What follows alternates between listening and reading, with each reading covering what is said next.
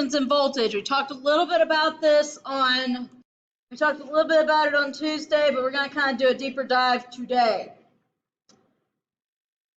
All right. So current, we talked about this. Everything is made up of atoms. All atoms are made up of 3 different particles. You have your protons, your neutrons, and your electrons.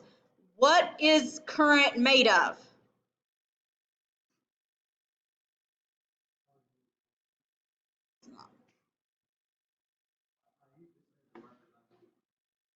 Current is the electricity we use is made up of electrons.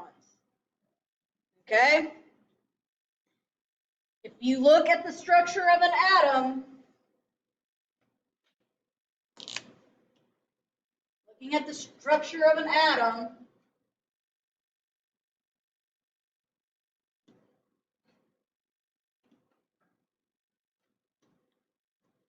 you have your nucleus, which is made up of your protons and your neutrons. And then you have your orbital shells that are made up of electrons. Those electrons don't mind moving. You don't really move a proton or neutron unless you got something that can break their bond. And you're talking about atoms splitting at that point. Electrons are free to go. Protons and neutrons, not so much. All right. So current is literally the movement of electrons. Okay? And it flows from negative to positive. Why? Because the particle itself has what kind of charge?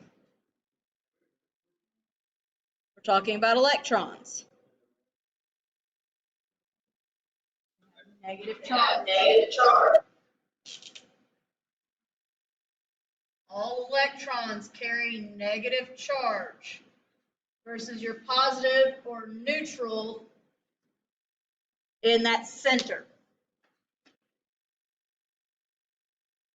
Okay?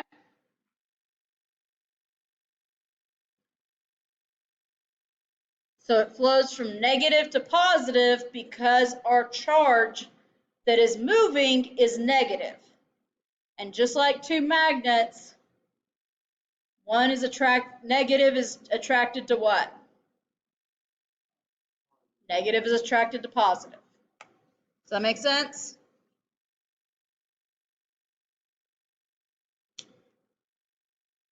So free electrons, conductors have many free electrons. And these have the ability to move freely.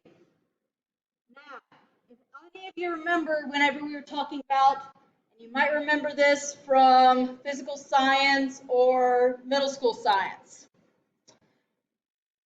atoms want to be what we like to call the happy atom. That's where they have 8 electrons in that outermost shell.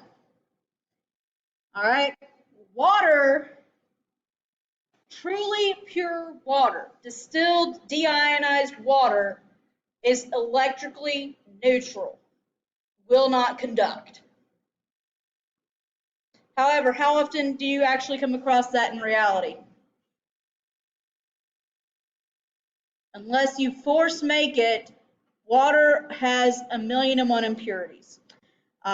They have salt, they have metals, they have, heck, your kitchen water has chlorine in it, as well as iodine and things like that. That is all carried inside these water molecules. So water conducts really well as a general rule. To make water that does not conduct, you have to completely strip everything out of it and then deionize it. It's a very expensive process. You don't use it very much. And the second you add impurities to that water, it will conduct again. Metals conduct really well most of the time, but there are some that don't. We're not going to get into that today, but there are some metals that conduct less well than others. Then you have what are called insulators, and these have very few free electrons. So things like dry cotton, dry wood, dry paper, these don't conduct very well. The other problem, but the big problem with them is that they're what? They are very what? Flammable. We unleash our inner pyro on these things all the time, right? We all like to see paper burn. All of us like wood fires or campfires.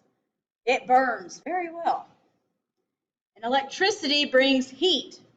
Heat brings fire.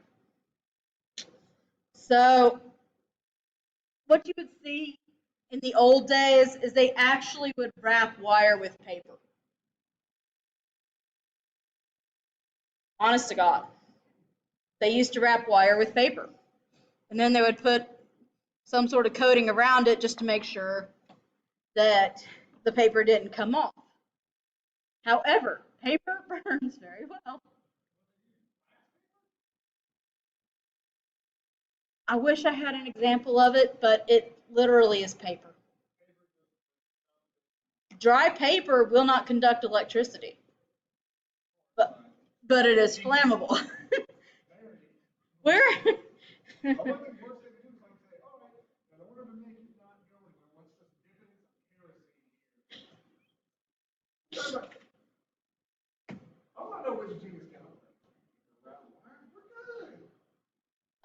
You're talking about back when electricity was in its infancy? Not quite that far back. You're talking more about right after Edison really started trying to get all that into people's houses.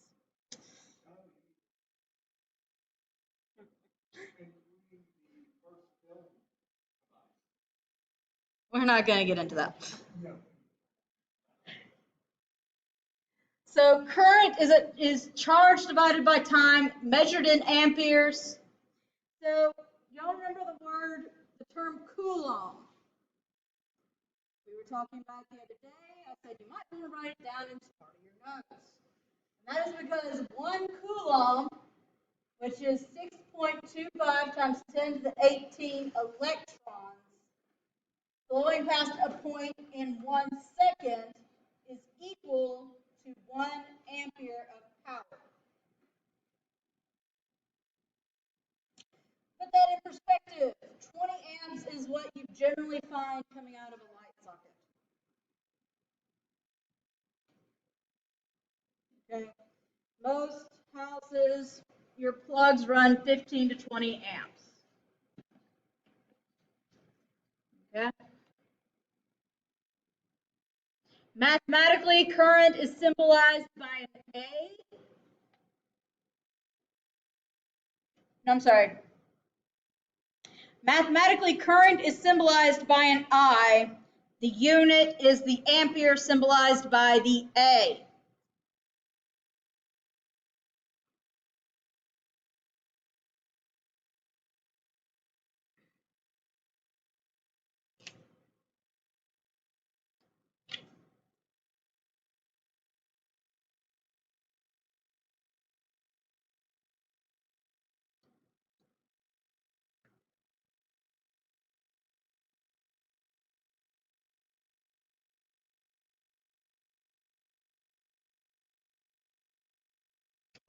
Okay.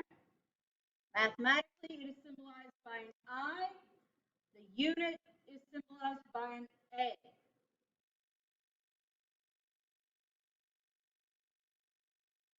Okay. I will say this about insulating materials. One of the cooler ones I've seen is wood. I have seen somebody put 2 electrodes on the opposite sides of a piece of wood. You run a high enough current through it, and you actually can see the wood burn itself in these really cool patterns. Mm-hmm. Mm-hmm. Mm-hmm. Superconductor, ground stop. You get very high voltage things, but you can get little machine parts out of its own. Yep. But the pattern has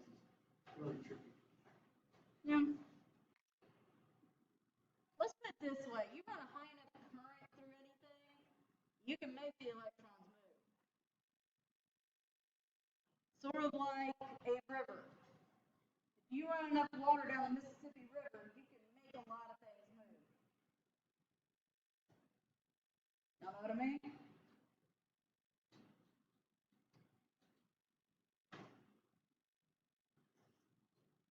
If you run enough water down the Grand Canyon, you'll probably strip every last tree out of it. You can make things move if you put enough power behind it. Everybody good? Resistance.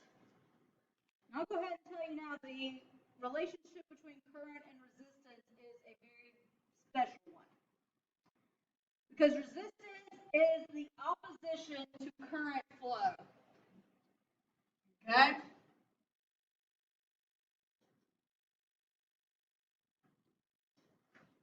The mathematical unit is R. The unit itself is omega. Now, how you draw it, I'm not picky about it. It just kind of has to look similar enough. So, 1 ohm of resistance exists when there is 1 ampere of current in a material with 1 volt applied across it. Okay?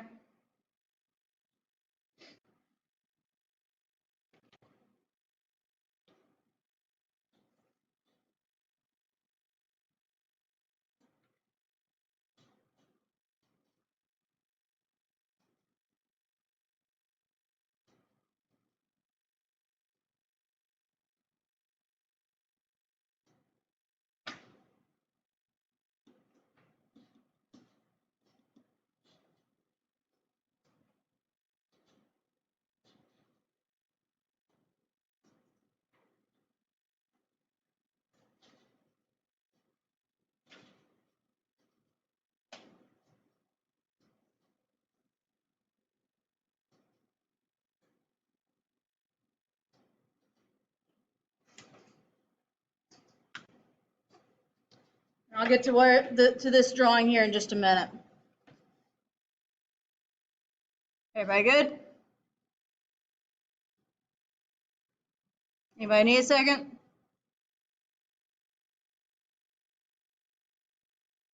All right.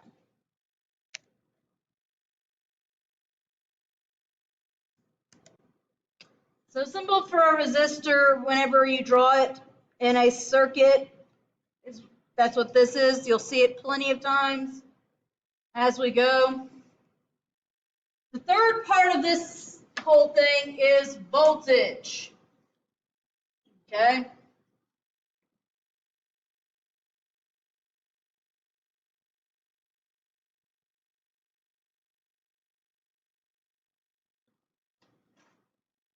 Voltage is the force that establishes the flow of current. Okay? Mathematically is symbolized by a V for voltage, or an E, which is used very frequently by the military, and a lot of books use E, stands for electromotive force. Okay? Voltage is the push that starts everything. Okay? If we're looking at a river, voltage is the rain or the snow melt or the spring, is the source of the movement of a river. Okay? Y'all hear? Y'all with me on this?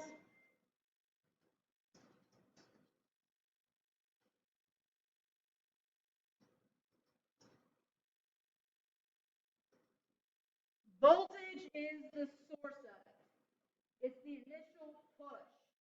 So in your everyday life, if you have to go to the grocery store, the need to go in to pick up the groceries or whatever, that is your source. That is your reason to move. Okay? Current is the actual movement of everything. Okay? So if I wanted to, let's say, move a chair, and it's just sitting here, the voltage would be the push, the current is the movement. I didn't do the other thing I was thinking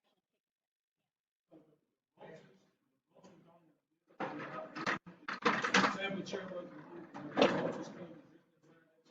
the voltage still exists, but the voltage does not, how to put this? So a battery, okay? A battery exists, the voltage exists inside the battery, but it does not use anything, and it cannot create a current until you do what? So you install that battery, right? Does that make sense? So the potential is there, but it does not come into use until you create a reason for use. Does that make sense? So voltage is the source, you have current, which is the movement, and then you have resistance. Okay? Resistance is exactly what it sounds like. It's there to resist. Without resistance, I don't know, you probably have seen this as a life hack somewhere, where somebody takes a metal wire and a battery to start a fire. No, just in general. That's a prison like two batteries, staple, razor. But it has to be like metal. The two batteries has to sit on metal, and then you put metal on top. Yep. So with any battery, you can use a D cell, C cell, A cell, 9-volt, what have you. You can create fire by connecting the positive and negative terminals. Not a very smart thing to do because you will hurt yourself. You're literally creating a short circuit. We'll talk more about that as we go. But the voltage is the push, the current is the movement. If you don't have something in the middle of all of that movement to help hold it back, you are going to have problems later down the line. Okay.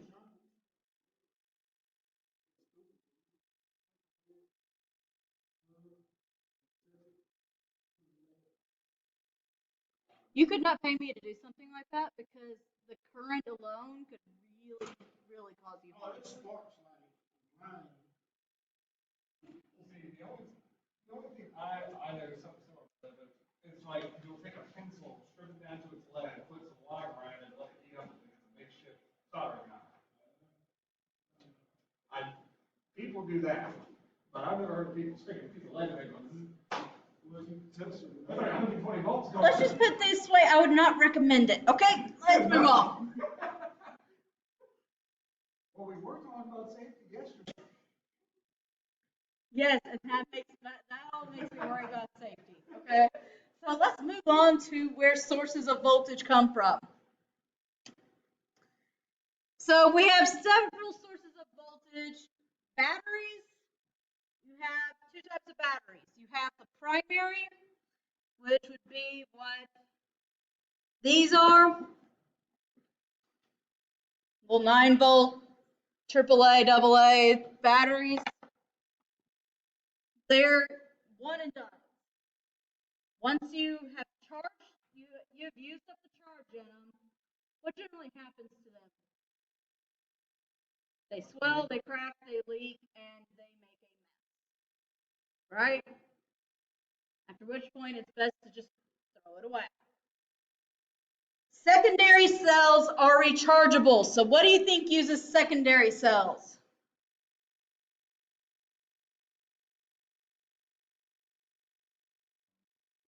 Your phone, your computer, your iPod, your headphones, your car, your, you can keep going, but I'm not going to.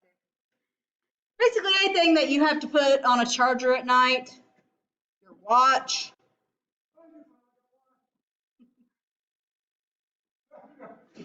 Yes, I've had it all week.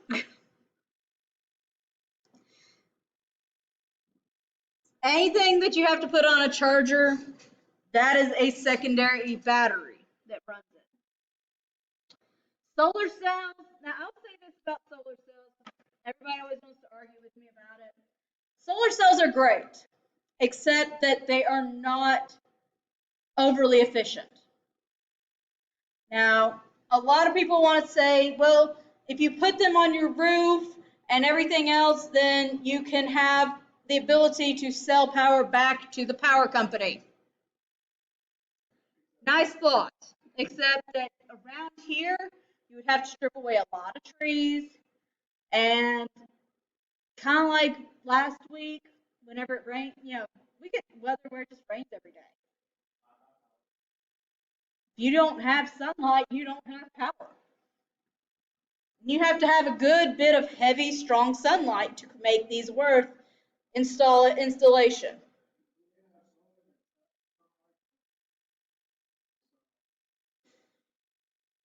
I'll put it to you this way: solar farms, y'all know the way those actually work? Is that at the base of those solar arrays that are meant to catch the light, they have a little motor that turns it so that it can follow the sun.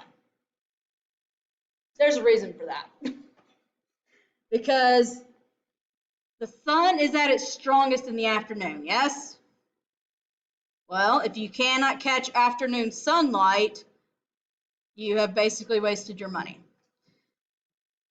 These things do capture that light, and they will store the energy.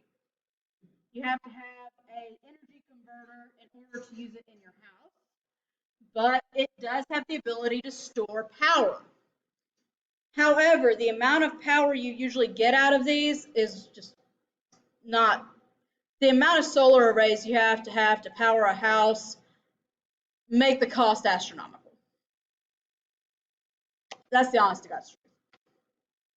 It's great to be able to say you have green technology for your house, but if you actually go and look at what it costs for a solar panel, the installation, the generator that turns it from DC power to AC power, and everything that goes with it, the cost is just not worth it most of the time. Because where you have to put these are on your roof.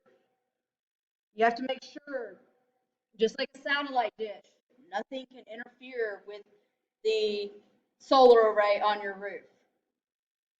Because shadow and stuff like that can cause it to go to not absorb as much power. So solar cells are just, if you want to use it, that's great. That's great technology, green technology, free energy. Except there's no such thing as a free lunch. Okay? Anytime you talk energy, there's really no such thing as a free lunch. Right? So you got the good with the bad as to that. Generators, these are what actually create 99.9% of the power we use. Because generators, let's put it this way, technology has not really changed since we created the steam engine. Okay? The way a nuclear power plant works, the very basics of it, is that the nuclear rods run very, very hot. Basically, you're boiling water. The water turns into steam, the steam turns the turbines turn the generators, and they send power to your house. Same thing for an hydroelectric dam. Water goes through the dam, turns the turbines, which turns the generators, which send power to your house. Kind of like a water wheel. Generators are what produce 99.9% of the power you use. Okay? They use electromagnetic induction. Yes.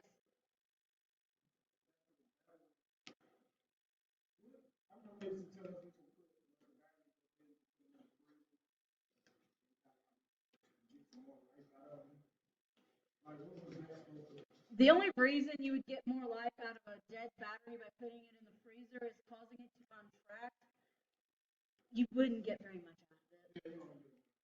You wouldn't get more than maybe 2 seconds worth of power out of it. And all you're really doing is just trying to cause that metal to shrink, which could cause the decay to happen faster. So you would end up with basically battery acid everywhere. They say that to keep a battery fresh, you keep it in the freezer. I've never figured out why, but it's an old wives' tale.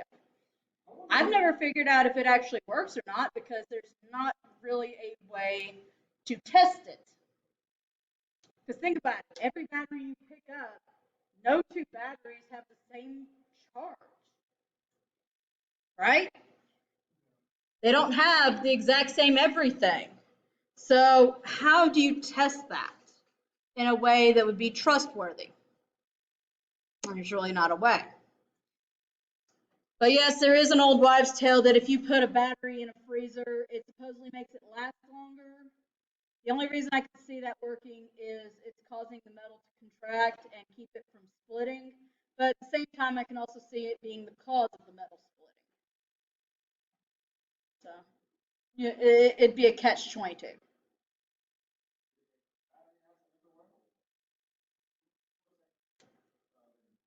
You're not going to get much out of it.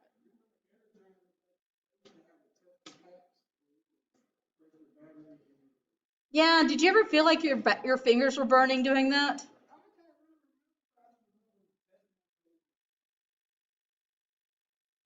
Yes, you can technically test a battery, but like I said, same time, small things can be different between two batteries. The electrolytic mix could be just slightly off.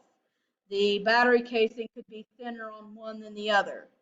They have certain controls to try and keep them the same, but if you ever open a back of a battery, you have one that's completely busted open and you have all the acid everywhere, and the other one's completely fine.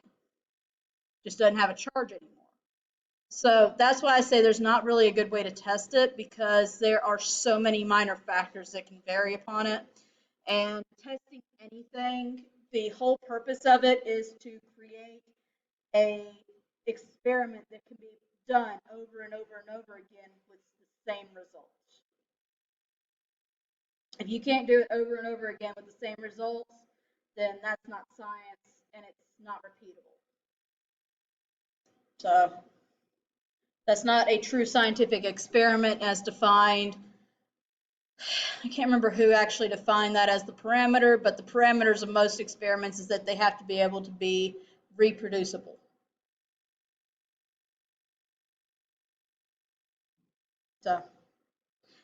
So generators are how we get 99% of the power we use in today's society. And then we have what are called power supplies that can convert AC to DC. These are very common in a lot of the things we use. Yes, that is a converter. Intro to PLC. Anything there that's an external power source is a AC to DC converter. Yep. Or even controllers. All right, so the key to all electronics, I'll tell you now that there was a quote that I like to use only because I find it very ironic and funny.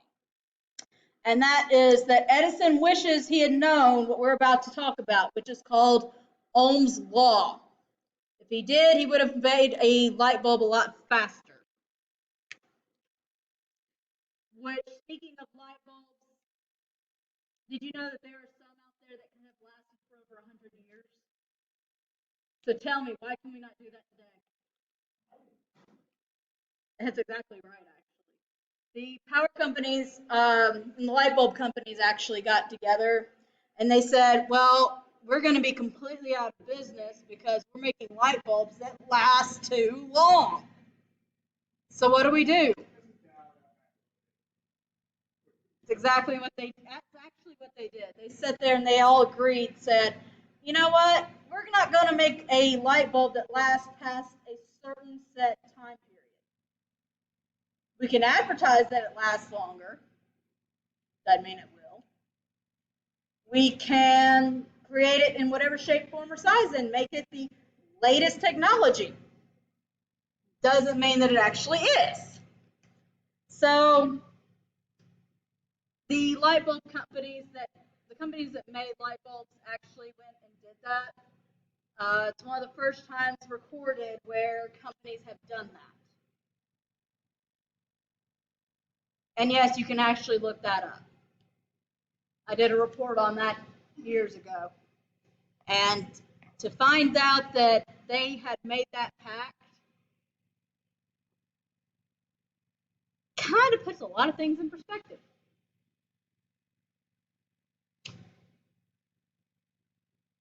All right. So Ohm's law. All right.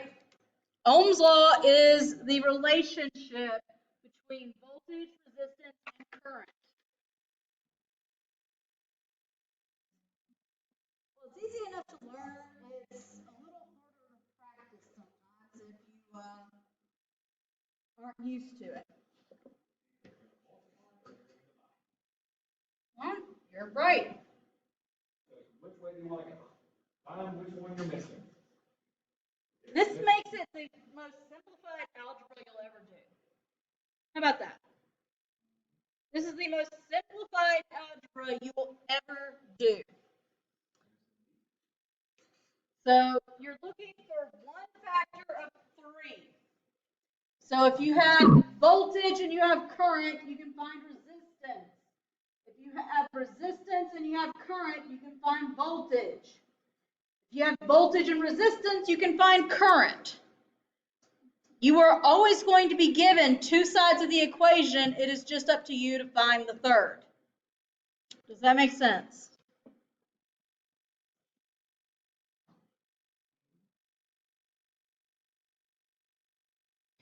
So Ohm's law is the relationship here. You will always have 2 sides of the equation. All you ever have to do is find the third. One of the most important things in doing direct current is Ohm's law.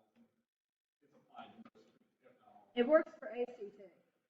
It works for any and all electronics and electricity.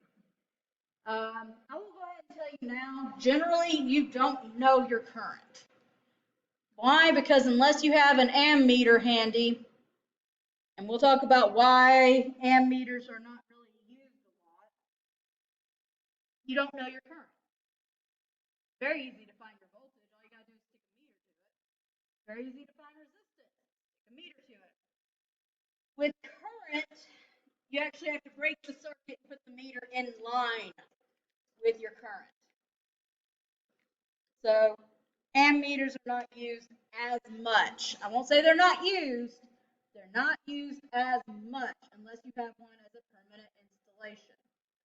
Because think about going out to a high voltage line that's running, say, 500 volts. You want to break that to put an ammeter in it? No, you don't. They do have clamp-ons. I will say this. It's not that I don't like clamp-ons. They're great if you're running conduit. But clamp-ons, most of them don't run well for electronics. And what I mean by that,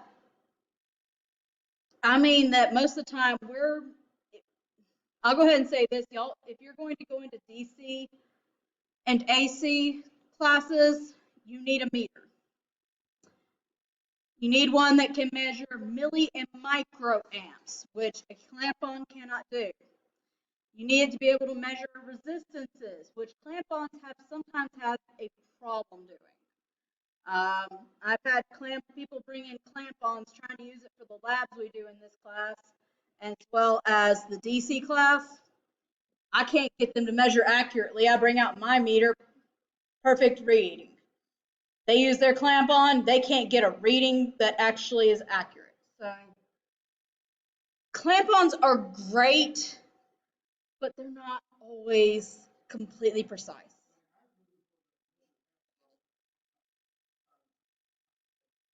Mm-hmm. Like I said, it's great for if you're running conduit or if you're having to measure an electromagnetic field. Clamp-ons work great because all they do is measure an electromagnetic field. With ammeters, they're measuring the they are acting like a gatekeeper at like a concert or at the zoo. Whenever you used to have to go through the turnstiles and it would count you and say how many people were here. Well, here's the actual number. Does that make sense? So it's not that I don't like clamp-on ammeters. I think they're great for field use. Whenever you're trying to do anything with electronics, they don't always work correctly.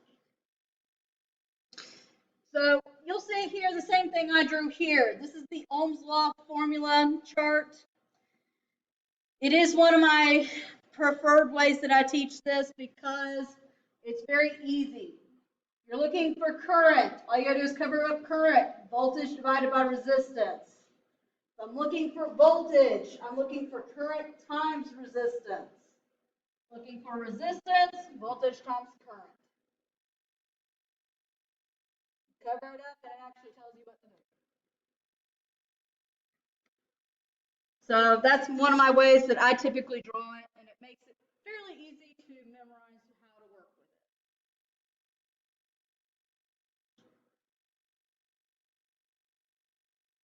it. Okay? So like I said, if I'm working with voltage and resistance to find current, voltage divided by resistance.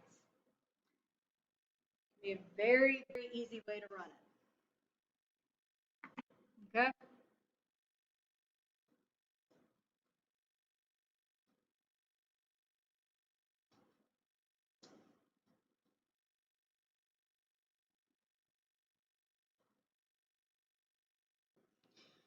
All right, so if the current through a 15 milliamp resistor, if the current through a resistor is 15 milliamps, the resistor itself is 1.8 kilo ohms. And we're looking for the voltage across that resistor. So if everybody remembers how I told you that those letters are going to mean something. We have kilo and we have milli. What would 15 milliamps be in decimal form? 0.015. Okay? 15 milliamps is equal to 0.015. 1.8 kilo ohms. I know it's multiplication because I have current and I have resistance, which means I'm going to multiply them to find voltage. Does everybody follow so far? So I'm going to take 1.8 kilo ohms. What is that in decimal format? 1,800.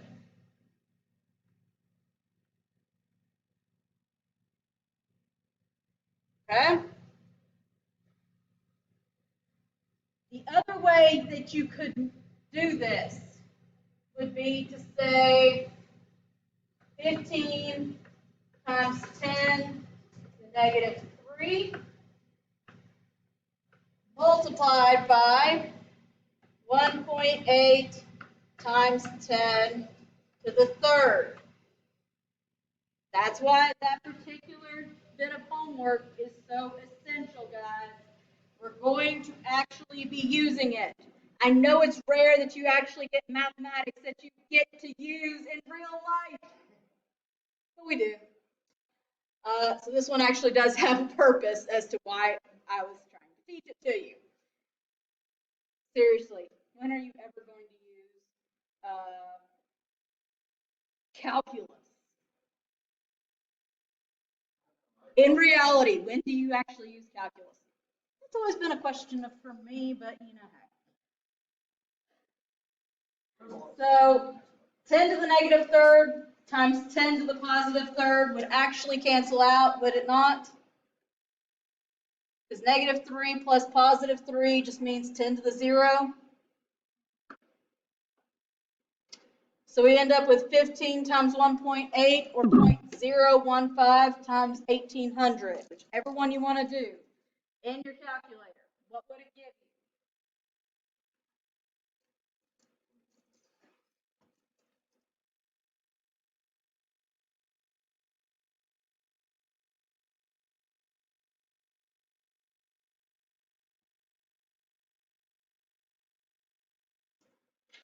Anybody got a calculator?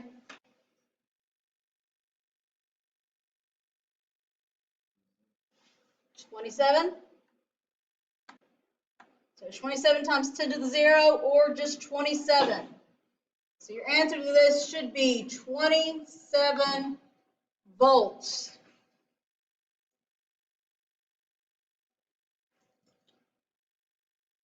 Everybody see that?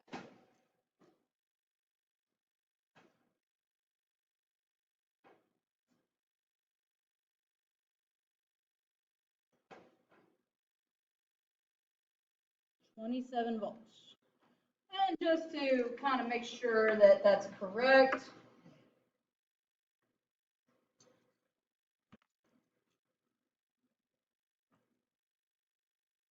we have 15 milliamps times 1.8 kilo ohms. It does not break it out like I just did, but there you go. So if the current through a 15 milliamp resistor and the resistor is 1.8 kilo ohms, it should give you 27 volts when you do that. Does anybody else hear the high-pitched beeping? Okay. So I'm not crazy. There is a high-pitched beeping.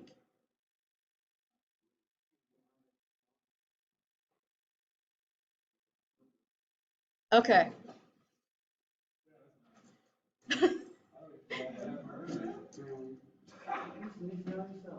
Well, no, I didn't realize I had it. I just kept hearing. I'm like, oh God, did I leave my watch in there? Okay, that's fine.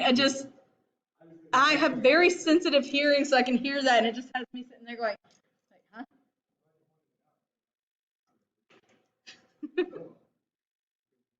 Unfortunately, I do have extremely good hearing, so things like that kind of, I pick up on it a little too easily, and it distracts a lot. Okay, so let's try another one. We have 27 kilo ohms and 100 volts. So 27 kilo ohms, and we're dividing 100 volts by this. So let's kind of break it down here again. We have 100 divided by 27,000. Now, how do I know that? Because 27 kilo means I multiplied times 10 to the third, right? Like I said, you might want to make sure you're going over the material I gave you. Get this down because this is what we're going to be doing through DC as well. So, just forewarning you, this is not going away. So 100 divided by 27,000. There's another way you can write it as 100 times 10 to the 0 divided by 27 times 10 to the third. Okay? So I know whatever I've got is going to be 10 to the -3 because 0 minus 3, when you divide, you subtract. What is 100 divided by 27?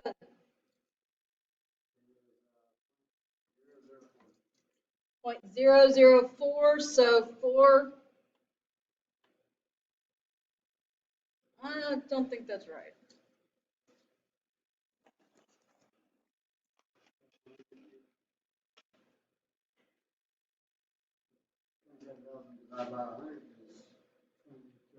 Other way around, huh? 100 divided by 27,000.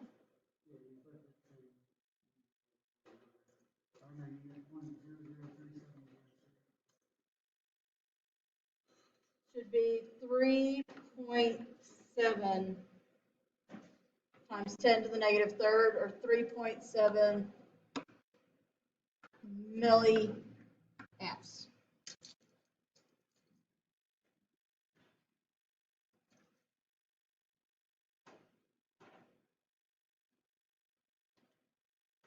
Any questions on this, guys?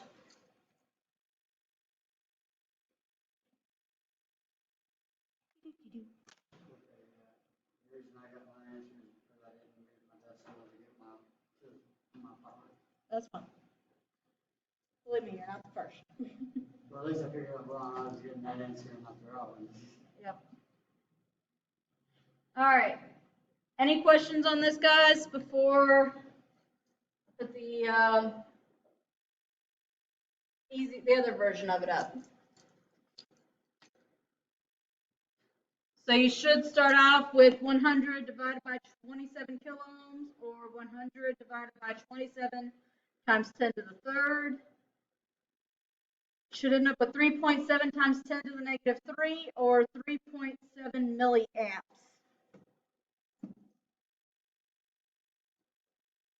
Any questions, guys? Anybody else feeling like they need to go home and do some practice? Like I said, guys, this is one of the few times you'll see this actually gets used in reality. I'm sorry. Sorry, I didn't mean to. You're fine. But yes, this is the mathematics that you actually use in reality.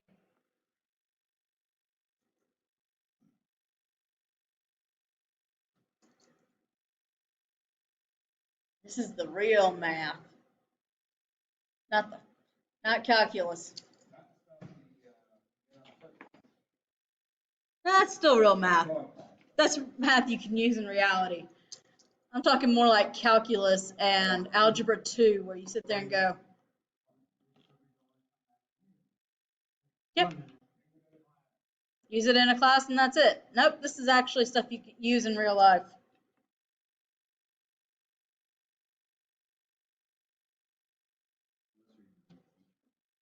Huh? Yeah, if you're a math teacher, you use all that stuff supposedly all the time.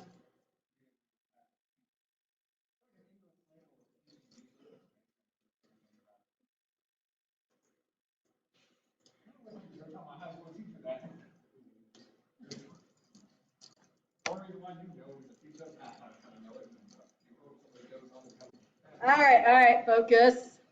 Focus. Focus. So, the relationship between voltage, current, and resistance. All right, and I'm going to show this to you in a more visual way because it makes it a little bit easier in the long run. Because this is a nice bunch of words. This is a very nice bunch of words. It does not really give you the full meaning. So imagine a seesaw with voltage in the middle. Resistance on one side, current on the other. Okay? So what does that mean to you? It should mean that as long as your voltage does not change, anytime you have more current, you will have less resistance, and vice versa. Does that make sense? When current increases, resistance will decrease. And if your current decreases, that means your resistance increased. Swaps around. Like I said, visually this tends to make a lot more sense than me sitting here telling you the words. Okay? If one goes up, the other's going down as long as your voltage does not change. Okay?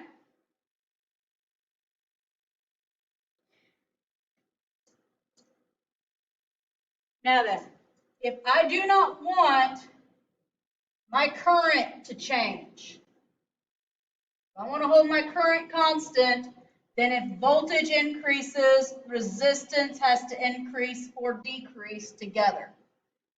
They tie together, as long as you don't want your current to change. Does that make sense? And the same would apply if I want my resistance to stay the same. My voltage and my current will tie together.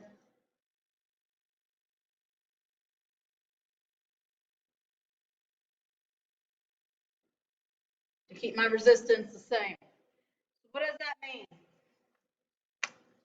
If we go back to the river analogy. I know I erased it a second ago, I'm sorry.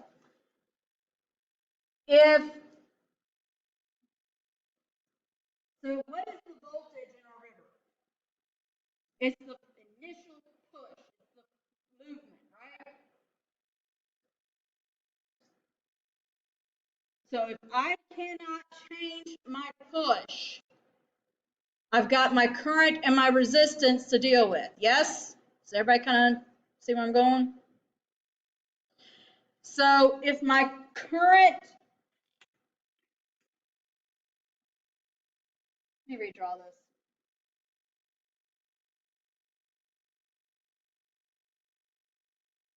So here's my river. I'm going to put a dam across the center of it just because that's where my dam needs to go. Now the size of my dam will change what my current does. Does that make sense? In other words, if all I've got to hold back that river are stones and sticks and small trees, is that going to affect my current a lot? Not really, right? Not unless I'm putting up a beaver dam. But if I build a very large dam, will that affect the size of my current? Yes, it will, because it'll make it to where the current downstream is more of a trickle, less of a river. Does that make sense?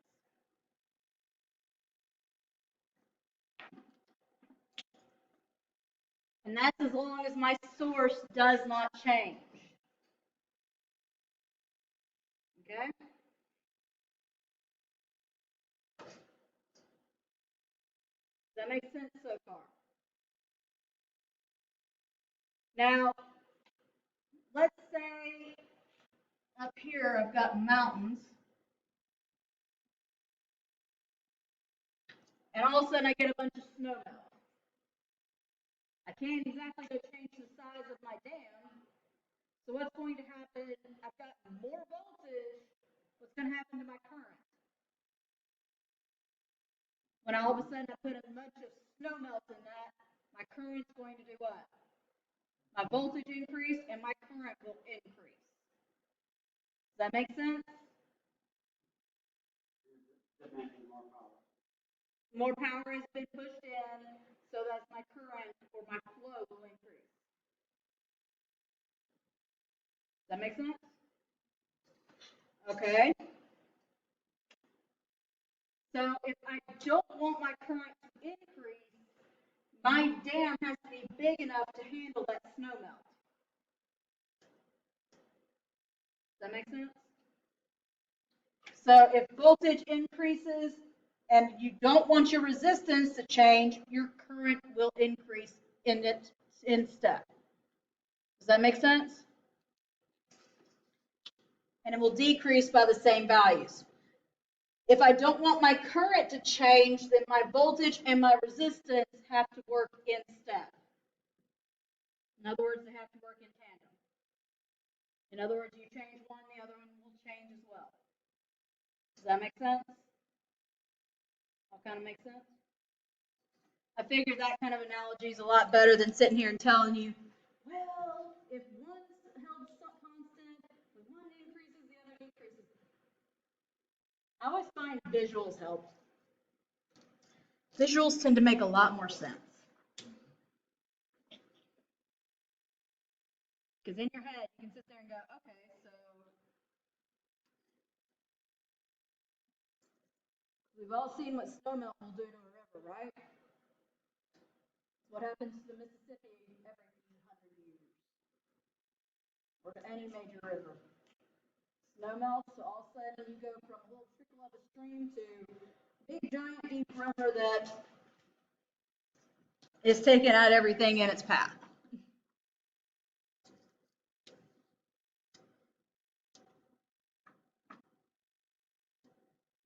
Okay. Questions on this, guys?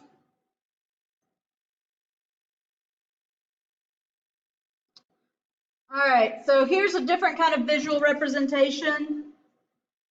If you actually had a circuit to look at. So if your resistance is unchanging, so my resistance between these two circuits will not change. So looking at my voltage, if my voltage drops, what happens to my current? It drops, right? What happens if I went the other way? My voltage increased, my current increases as well. That kind of gives you a bit of a different visual. But that's only if resistance is unchanged. Okay?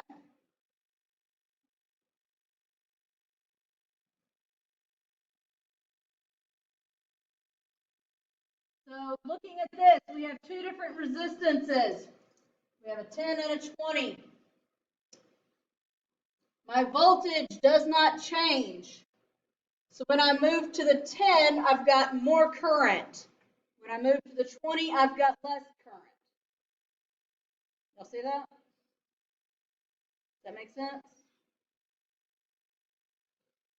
So when I increase my resistance, I decrease my current. If I decrease my resistance, I increase my current. In other words, the smaller the dam, the more the current. The bigger the dam, the less the current. Okay?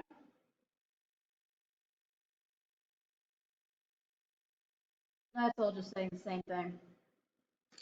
I'm trying not to bore you too much on this because it all starts saying the same thing over time. If your resistance is held constant, your voltage goes up, your current goes up. And they kind of tie together proportionally. All right, so let's get to some fun stuff. So in this case, we're looking for current. What our current would be if I have 12 volts and 100 ohms. So first of all, what would my formula be?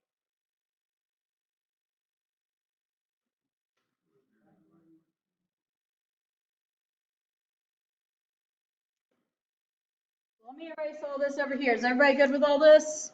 Before I get rid of it. Okay. Get rid of my little example on here.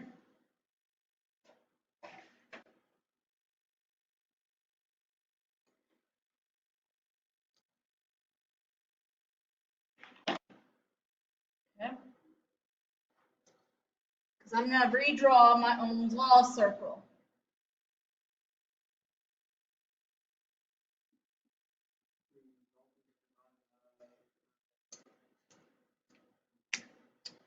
So if I'm looking for current, I divide my voltage by my resistance.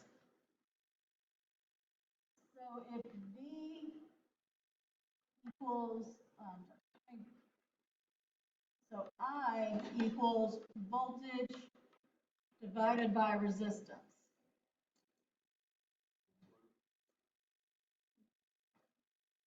So 12 divided by 100 should give you 120 milliamps. Am I correct? Every answer you give me from now on should be in this format, guys. Why? Because this format is very important. It's what's used in trade. What I mean by that, I mean that this is literally what the people you work with will be using. They're not going to say, well, it's 0.12 amps. 120 milliamps conveys the same information in a much more concise fashion. Does that make sense?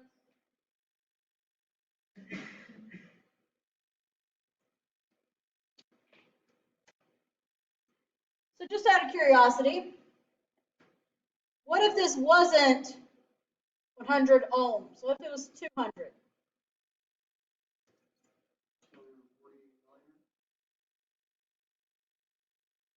If it was 200 ohms and 12 volts, if I just increased my resistance, what's my current going to be?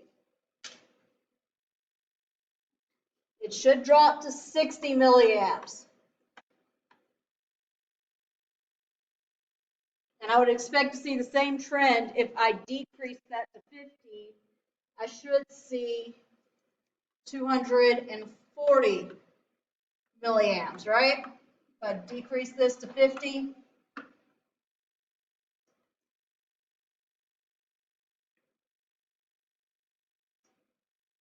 that make sense?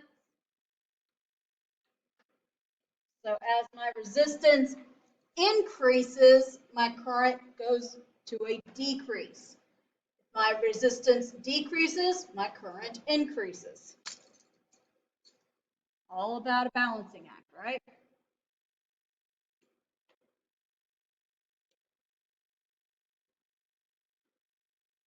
Any questions on this, guys? Anybody need a second with it before I erase it?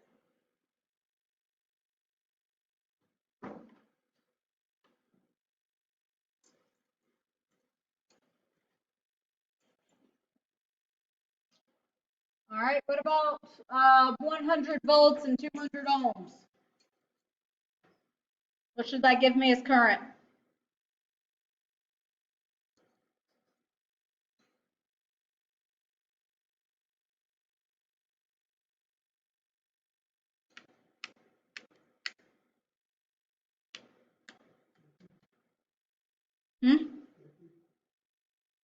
Not 50.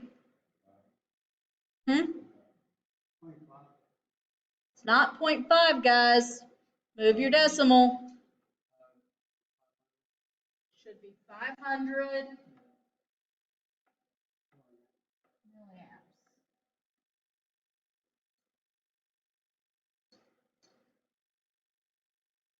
Should be 500 milliamps. You have to move it by 3. Okay. What if instead my voltage was 50 volts at 200 ohms? What should I see my current do?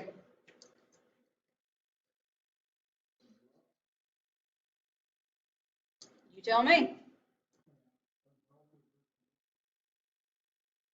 No, resistance isn't changing. I dropped my voltage. What happens to my current?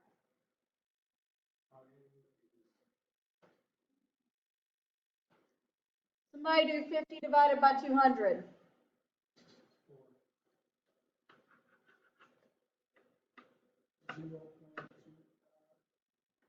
250 milliamps. It went down. Why? Because back to that same pattern we were looking at earlier. I did not change my resistance, therefore my current was the only thing changing with my voltage.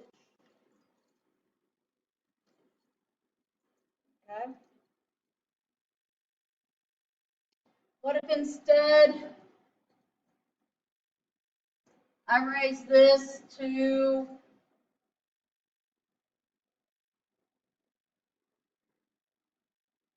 let's say 150.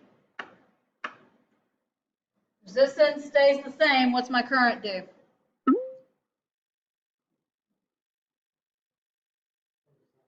It's going to increase from what it was to what? 750? So it should equal out to 750 milliamps.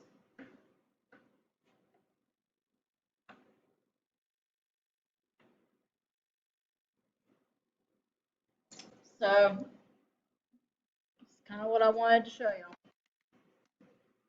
After looking at the seesaw and all that.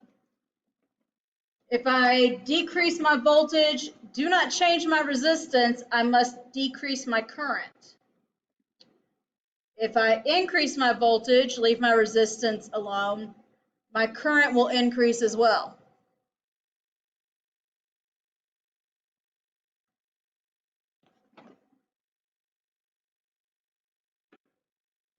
Everybody good?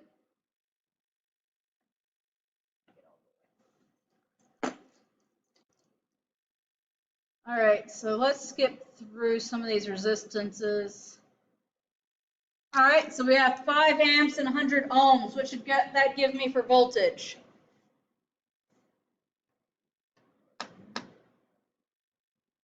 Hmm?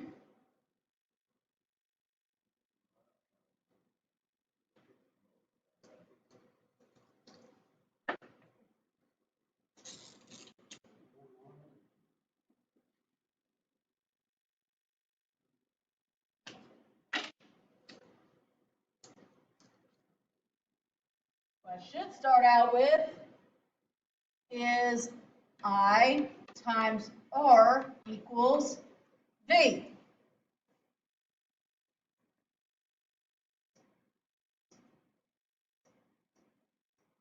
So 5 amps times 100 ohms should give me 500 volts.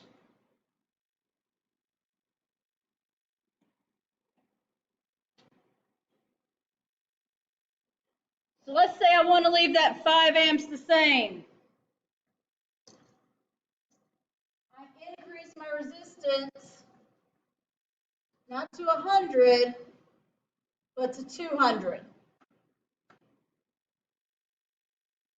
What will my voltage increase to? Should increase to 1,000 or 1 kilovolt. Correct? Let's say I want to decrease it. So instead of 100, I want to bring it down to 50. What will that do to my voltage if my current doesn't change?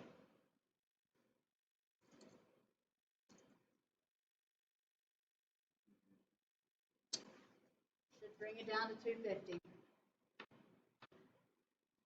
everybody kind of see what I'm doing here?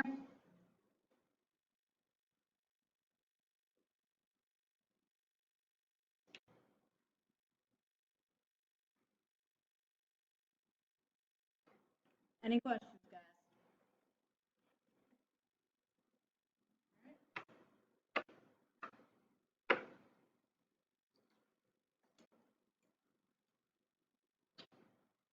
All right, let's take a look at this particular one, because this one should be interesting to see what y'all do with it. What should my voltage be at 10 milliamps and 3.3 kilo ohms?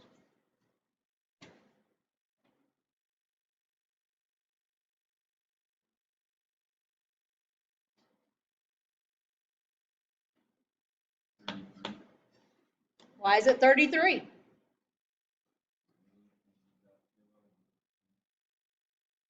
In this case, milli should cancel out kilo, but for those of you that don't have that memorized just yet, 10 milliamps is 10 times 10 to the negative 3. Kilo should be 3.3 times 10 to the third. When you're multiplying your exponents, you're adding your exponents. So negative 3 plus negative 3, negative 3 plus 3, that cancels out to 0. Then you're just left with 10 times 3.3, which would give you a voltage of 33 volts. Does everybody see how that worked? Any questions? Go ahead.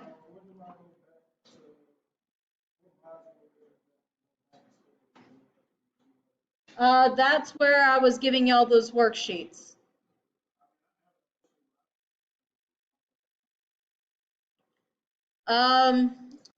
I'd love to say that all that information is in your book, but it does not really cover this particular part of it. I'll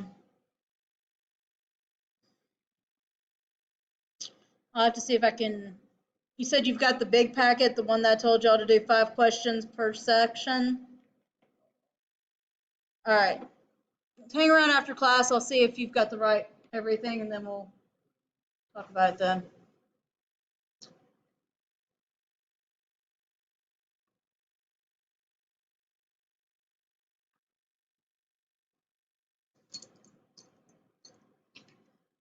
All right, so this one's looking for resistance. I have 12 volts, 3 amps. What is my, first of all, what is my formula?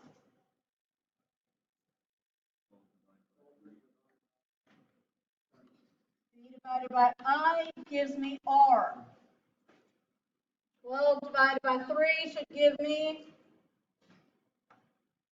4 ohms. I know that's a very bad looking ohm sign. I'm sorry. It happens.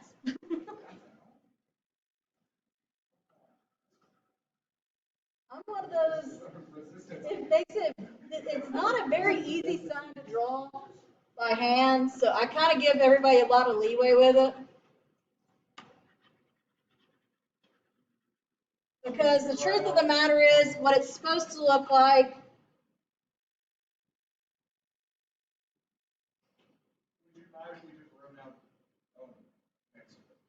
no, you should try at least doing the omega symbol. That's about the closest I can get to a good omega symbol. I've always tended to think that it looks like somebody in genie pants.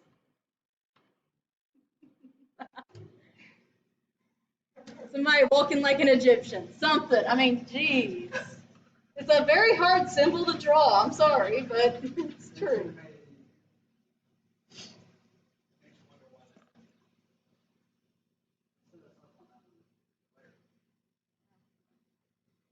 So what about 12 volts and 8.2 milliamps? What would that give me for resistance?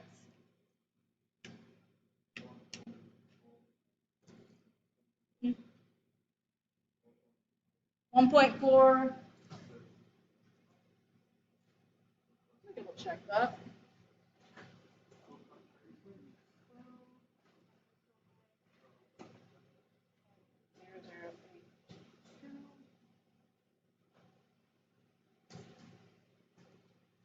You have one small problem when you're doing yours, and it's the fact that you're forgetting something. And that's that right there has meaning. That milli has meaning. What it means is that this isn't 8.2, it's 0.0082. That milli has meaning, and it means that in decimal form, that is not 8.2, it is 0.0082. Which means that my resistance is 1. I'm just going to round this off to 1.5 just for time's sake. And it's 1.5 kilo ohms.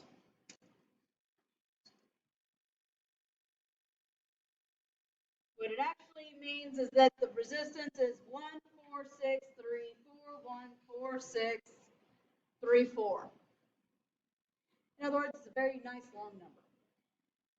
I'm just shortening it up for time's sake here.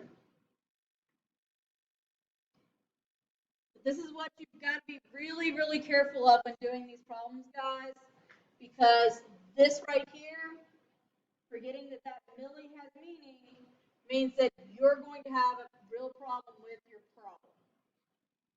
You'll be close. Sometimes close only counts, I think, in horseshoes these days.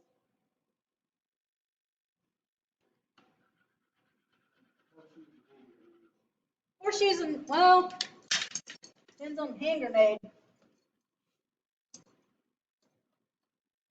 where you throw it. How hard you throw it, and everything else. It really counts in horseshoes.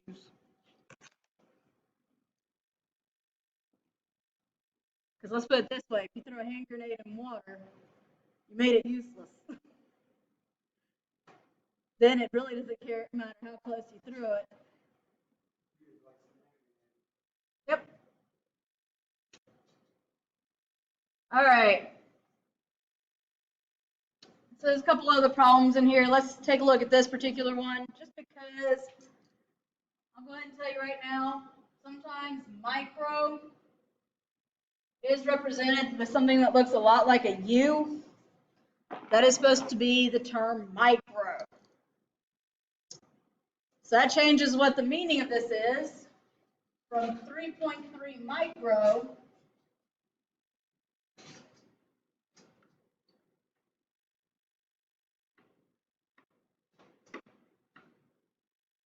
to lots of zeros in front of that 3.3. There should be 5 zeros in front of that 3. So it's 0.000033, and you're dividing 240 by that. Probably another better way to write this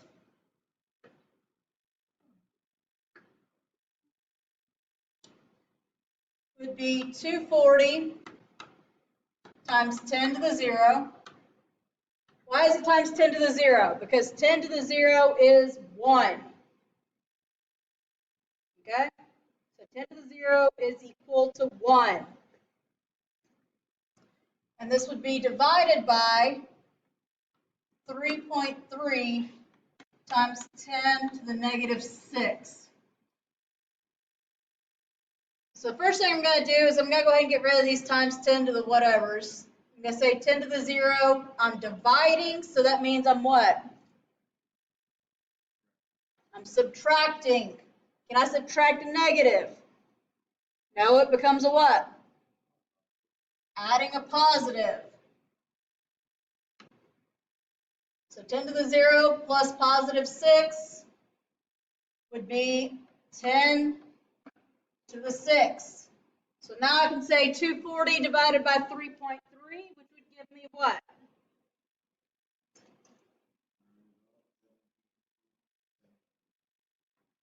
72.73. So what that actually is 72.73. What's 10 to the 6th?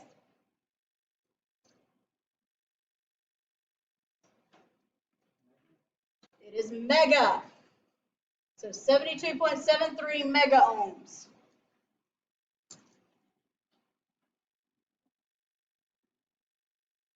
Does that make sense?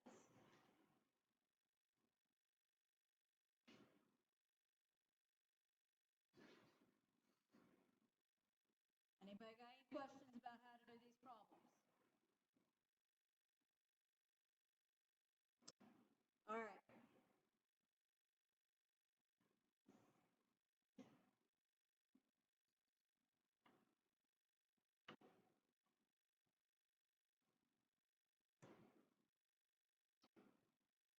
All right, so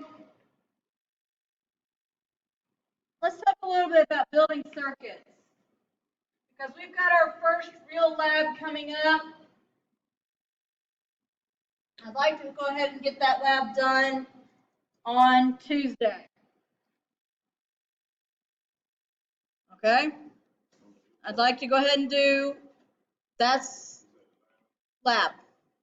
We're going to be doing lab, where we're actually going to build circuits. No, that's PLCs. The circuits we build are a little bit, are something a little bit different. So Tuesday, let's go ahead and plan to be in lab. So what that's going to mean is that I will be loaning you my meters, the components, and the trainers. You are not to let the mysterious black smoke that comes out of electronics when they die out of the trainer, please, or out of my meters. I have had people do it. I literally had somebody tell me, I know how to hook up a circuit. Hooked up the circuit, turned it on, destroyed my trainer, or at least fried out something that I could not figure out while I was in class that night. Yes, that is a true story. Yes, I was very annoyed. It takes a lot to get me annoyed. Hmm?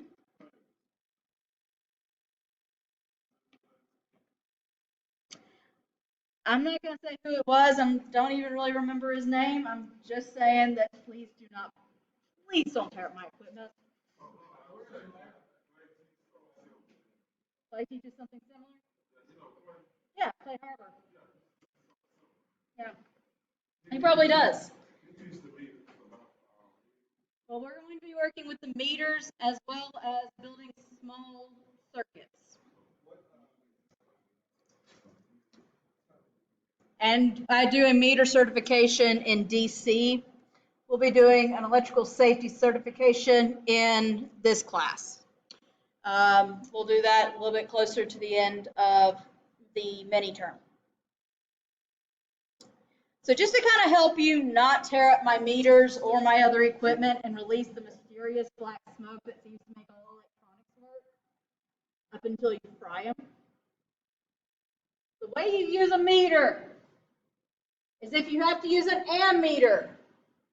You put it in with the circuit. It becomes part of the circuit. Okay? If you're using a voltmeter, you are measuring either across the components or across the source, but you're measuring on either side of that component or your source. Okay? And then if you're having to use an ohm meter, which is measuring the resistance, you will probably be measuring it before you put the component in the circuit. But if you are measuring it in circuit, you need to make sure that there is no power applied. That is what this particular symbol right here means. It is a switch saying there is no power. Okay? Does that make sense to everybody? All right. So different terms to know. We'll talk about these some more on Tuesday. But on Tuesday, I will also be giving you an Ohm's Law packet that is very much like your Powers of 10 packet you should have in front of you or at home. Okay? It will be more of an enforced study than an actual looking for homework thing. Like I said, most of the time I find that if I do that, I can actually make sure everybody studies. The evilness that is me. I make you study. Plan when you come in on Tuesday. Please try and be on time, guys, because we need every bit of time we can get to do labs. Okay? There are a total of 3 labs that you will do. 2 of them you will be building circuits. The third one will be working strictly with resistors and learning how the resistors work. If you have your own meter, you can bring it to be used when we're doing labs. If you do not have a meter, I will provide one for you.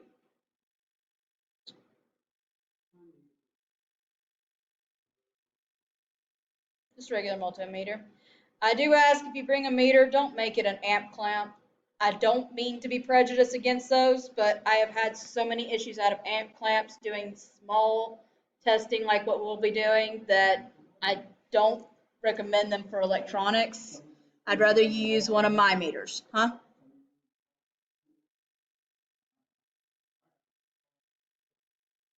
Yeah, I know the amp clamp comes with a volts and ohms measurement.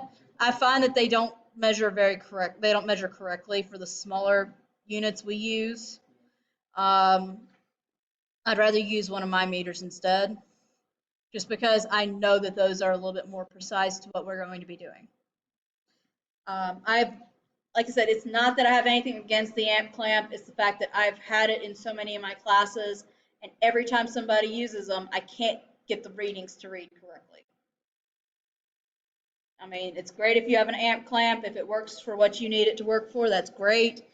I have not had any really good luck with it. It's the only reason I say I would rather use the equipment I can provide if you do not have a basic multimeter. So, like I said, please make sure y'all arrive close to class time as you can so we can go ahead and be in lab and actually take our time in lab. I will be giving out a second handout, so please, please, please stick around for that on Tuesday. We might try and go ahead and knock out 2 labs if we have the time. And we will probably end up reviewing for test 2 at that same time. All right? Yes, lab 1 should be turned in tonight. Now, before you leave, let me go ahead and mark attendance. Blanchard. Okay. Mr. Cherry is online. Garcia. Golden. Johnson. Cooley, I know, is online. McCord.